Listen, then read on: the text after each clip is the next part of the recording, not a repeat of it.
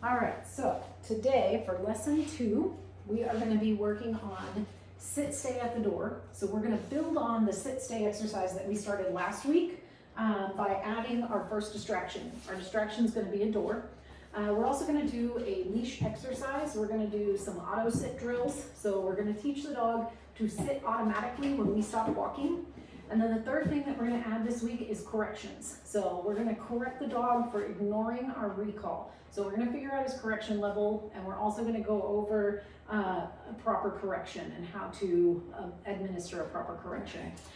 So that'll be a sit down and talk before we do training on it. So can I borrow him? Yes. All right. Hey, buddy. You remember me? Door sit. Come here. Ring. Sit.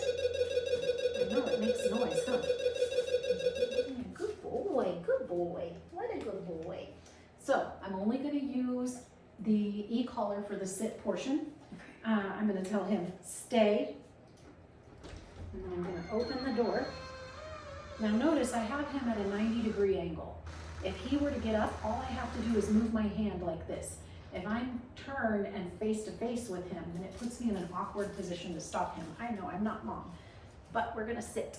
Sit. If he stands up, just make him sit back down. And we don't have to reclose the door or anything like that. We just want him sitting when we say, okay, good boy, and we let him out the door. So he learns that I have to sit to go out. Now, I want you to use this for doors, gates. So because you guys live on a farm setting, doing this while the dog is going in and out of gates will teach the dog that just because a gate's open doesn't mean you get to go running out it. So what we're doing is we're teaching the dog to be barrier aware. That just because there's a break in the barrier doesn't mean you get to go running through it. This is how you get a dog that if part of your fence is down, they still stay in the yard and they stand there like, huh, what's out there? That's interesting. But they don't go out it. And I'll tell you, on our property up in Wyoming, we had a big fenced yard and we had gates at all the access points that we wanted. We had a gate going out to our chicken coop. We had a gate going out to the trash cans. I put a gate going out to the horses and the pigs. And then I had another gate that went out to where my husband would shoot. And all of my dogs, I could take, we have a gorilla cart that we would carry tools and stuff if we were working on something. And I could take and I could open one of those gates and I could pull the gorilla cart out and walk it to wherever I was going, come back and shut the gate 5 minutes later. And my dogs would stand at the threshold of that gate because not one of them would go through it. They all knew we don't go out the gate unless we're told, or we get in big trouble. I know, wouldn't it be nice? I had horses that would open the doors and you had to lock them and they would get in the barn. So anyways, so with this one, we're only using the e-collar for the sit portion. Okay. And at this point, because we're on our second week, we're starting to get into that proving training phase. So we're going to only use the e-collar sometimes. I was using it for demonstration the first time around, but you can now move to using the e-collar about 50% of the time.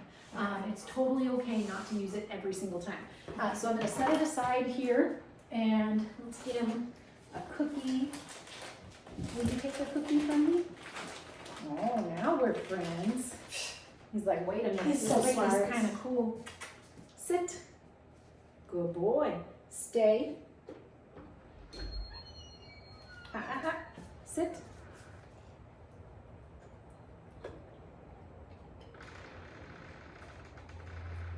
Okay, good boy. You only need to wait 2 to 3 seconds and then you can let him out. Don't feel like you need to wait a full 10 seconds. That went a little long because he was still chewing on that treat. He ended up not liking it. Now we're gonna eat it? Yeah. We're gonna snub your nose at it? That's fine. I'll feed it to someone else. Good boy. Do you wanna try? Yeah. Do you want one of the treats? See if they'll take it from you? Sure. So, leash in one hand, door in the other. There you go. You don't want to be too far back. This is perfect because you can hold your hand behind his head and still reach the door. If he's too far back and there's a foot or so of slack in the leash between you and the dog, then you have slack that'll go out the door if he decides to bolt. Okay, stay. So make him sit. There we go. Good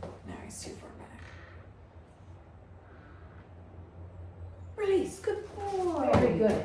And then he did back up, would have been too far back for if you were still having to reach for the handle, but the door was already partially open. Yeah. You still had full control over the situation, and Yeah. that's what we're going for here, is having control over the situation. So when they back up way back here, that creates slack from here to here, right? Mhm. And so when the dog goes, doors open, and bolts that way, that slack that was going this way now goes that way. Yeah. And then you have a dog that got out the door. We always practice this on leash to begin with. And what I tell people to do with this is make it part of your day-to-day routine. This doesn't have to be something that you go put your dog trainer pants on and you're gonna be a trainer for a few minutes. If you have to let him out 800 times a day to potty right now because he's a puppy, so make this part of the potty routine. If we're gonna go out the door to go potty, we're gonna sit, we're gonna stay, we're gonna wait 2 seconds, and then I'll let you out. It adds 10 to 20 seconds to your routine because you gotta go put a leash on the dog and go to the door and practice, but then it becomes routine. And instead of it becoming a training thing that we do when we have our training equipment on and mom has a cookie in her hand, it becomes I don't go out the door unless I'm sitting, anytime ever. And so when it becomes routine, then the dog will start to do it naturally. And so what you'll start to see is he's young, this becomes ingrained in him with age, and you're not gonna need the leash for this after 2 or 3 weeks of it. You'll get to a point where he just goes to the door and sits, and he's like, all right, waiting for you to let me out. This will also become how they start to ask to go out, is instead of standing over here and barking at you, they go and they sit by the door and they stare you down like, hey, I'm doing the thing, now you do your part, let me out. And so this becomes a politer way to ask to go out and go potty. Does all that make sense? Yes. Okay, so we are randomizing treats and button usage this week. So I want you to sometimes give him a cookie and sometimes not. And I want you to sometimes use your index finger and sometimes not. For the sit, stay at the door, you want to make sure he's on leash for this.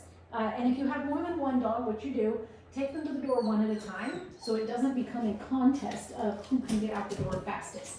Because if you've ever opened a gate or opened the door and they're both standing there, they're waiting, and as soon as that door cracks, they're like, oh, I gotta get out before him, and it becomes a contest. They're not gonna learn in that setting, so we wanna make sure that we are working them in the best possible learning environment. So either put one dog in a different room, or have your husband hold one dog while you take the other, and vice versa. Does that make sense? Yes, because Okay. we have that issue.